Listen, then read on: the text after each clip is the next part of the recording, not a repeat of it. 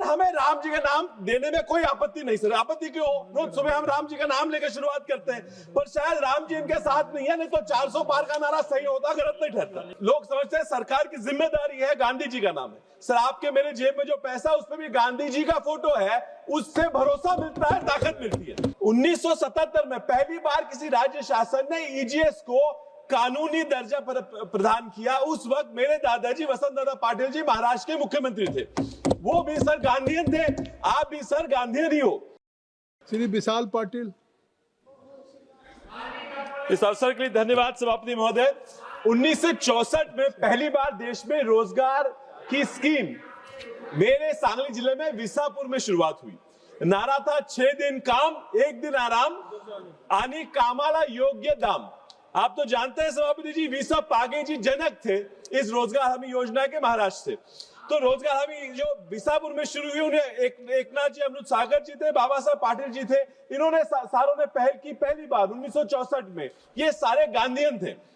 1972 में दुष्काल जो अकाल पड़ा, अकाल में रोजगार हमी की ये जो रोजगार गारंटी स्कीम का बहुत फायदा लोगों को हुआ था।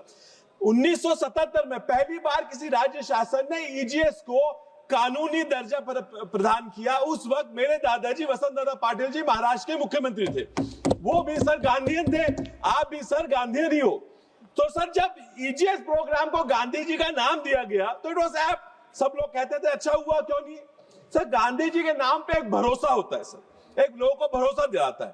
तो सब लोग समझते हैं सरकार की जिम्मेदारी है, गांधी जी का नाम है। सर आपके मेरे जेब में जो पैसा उसमें भी गांधी जी का फोटो है, उससे भरोसा मिलता है, ताकत मिलती है। सर जब अभी तो इन्होंने गारंटी को राम भरोसे छोड़ दिया। सर हमें राम जी का नाम देने में कोई आपत्ति नहीं। सर आपत्ति क्यों? रोज सुबह हम राम जी का नाम लेकर शुरुआत करते हैं, पर शायद राम जी इनके साथ नहीं है, नहीं तो 400 पार का नारा सही होता, गलत नहीं ठहरता। Sir the right to livelihood has been considered as part of right to life under article 21. It's denying means of livelihood, denying life itself.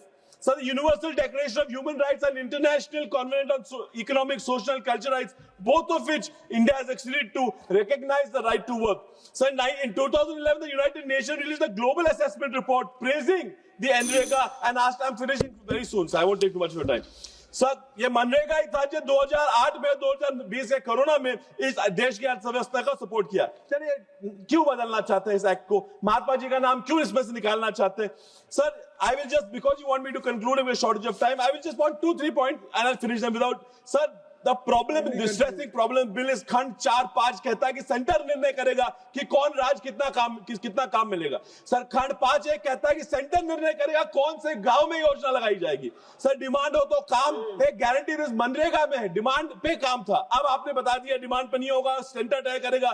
Sir आज ये बिल हमें गारंटी खत्म करने का बिल हो गया है sir. That's why in clause 22(2) the funding pattern has changed. Suddenly you are telling the state government, और उसकी स्थिति बतानी कि आप 40% देंगे, मुझे नहीं लगता हो पाएगा। आपने मुझे इसको बोलने की अवसर दिया, इसके लिए मैं आपका बहुत बहुत शुक्रिया मनाता हूं। Thank you.